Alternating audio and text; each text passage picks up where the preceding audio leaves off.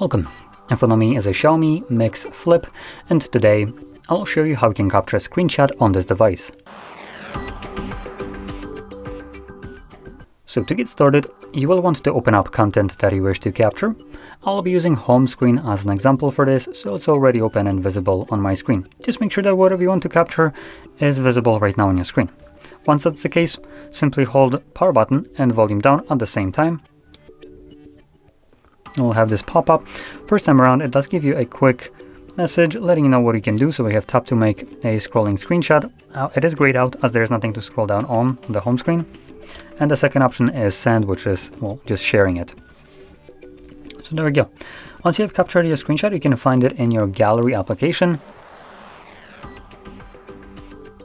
And you can see it right here under photos, but it might be easier for you to find it down the line under albums. And in albums, you'll find screenshots and screen recordings album.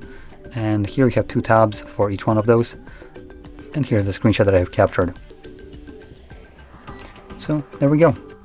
Now, if you found this very helpful, don't forget to hit like, subscribe, and thanks for watching.